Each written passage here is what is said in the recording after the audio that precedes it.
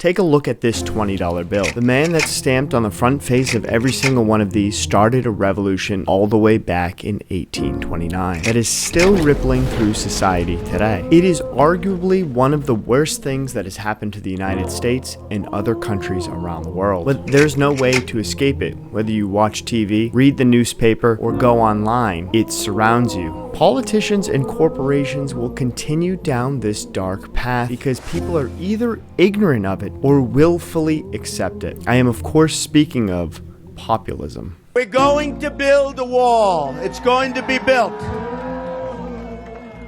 It's not even, believe it or not, it's not even a difficult thing to do.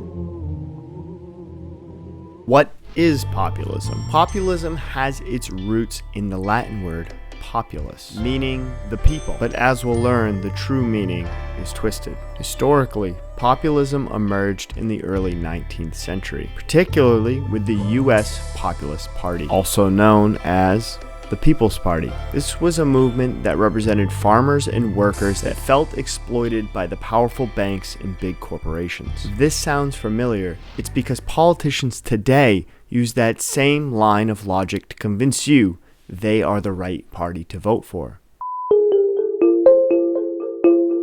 All the definitions of populism have one thing in common, and that's the idea of the virtuous people versus the corrupt elite.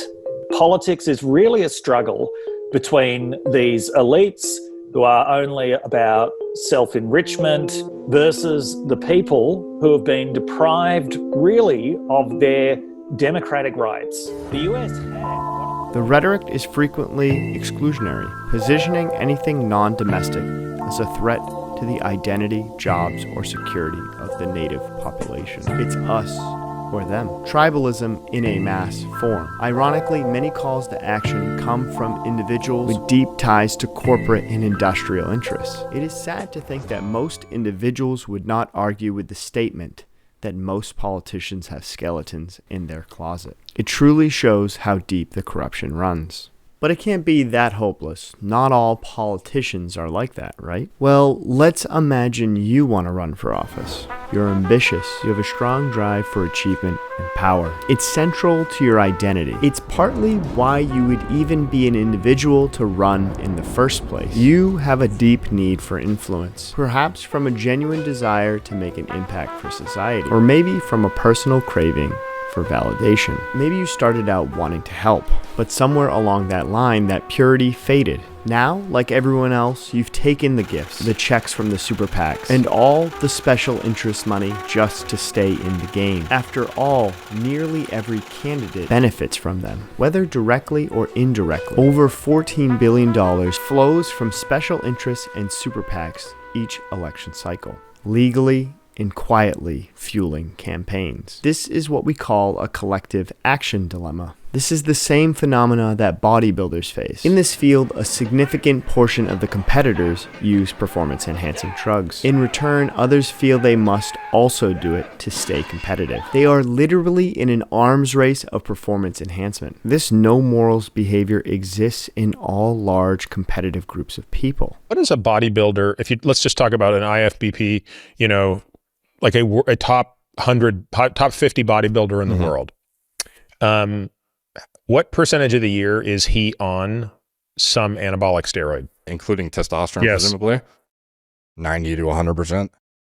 It is simply nature's way of taking the best survival strategy, and it is very difficult to remove with laws and legislation if deemed immoral. It is frankly just human nature. Steroids are legal in both local law and in competitions, and yet they still prevail. And because everyone is drinking the Kool-Aid, it seems problems have become so large that they have left the mind of the politician. It has become less about solving the problem and more about winning the election. Dwight D. Eisenhower successfully pushed the Federal Highway Act. This was the largest public works project in U.S. history, transforming the nation's economy and improving mobility, and connecting rural and urban areas. Imagine trying to get around today with no highways. He created the very veins that flow throughout the U.S. But today, our infrastructure crumbles and decay. Many highways, bridges, and transit systems are in disrepair. Yet proposals for comprehensive updates often stall due to funding debates and political gridlock. In truth, the more the system exists, the more it becomes unmanageable. In reality, you can't blame the politicians. All countries have now become hyperobjects. The philosopher Timothy Morton refers to a hyperobject as things that are so vast in time or space that they exceed human comprehension. Examples include climate change or the internet. They're too big to be fully seen, understood in full, or tracked in one moment or place. Hyperobjects can be observed in parts, but resist comprehensive oversight. The very size forces them to become almost an abstract idea. A metaphor to better understand this would be when we go to the doctors. You will complain about a pain here, or maybe a discoloration there, and then you'll be referred to a doctor that specializes in that. There is no given doctor that holds all of the medical knowledge. Or maybe you turn on the channel to check the weather. The weatherman on the screen then says there is a chance of rain tomorrow, maybe some sun the next day. They simply cannot, even with the complex technology and systems we have today, predict the weather that surrounds us everywhere. How can we then expect one or even a small group of individuals to figure out domestic and global policy?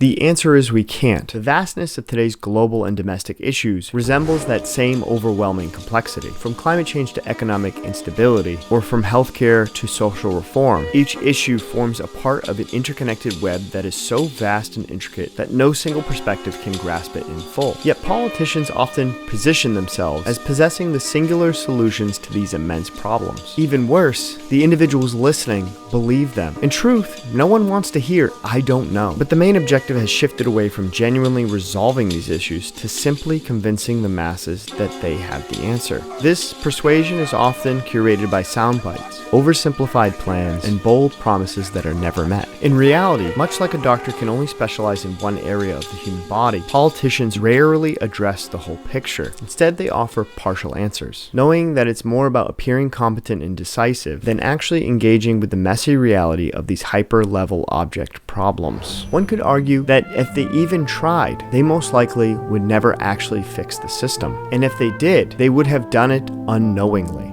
Today, people are extremely angry with politics. You are either happy you elected the person you did, and often disappointed later. This, in my opinion, is a symptom of the complexity of our society and the corruption of the governments.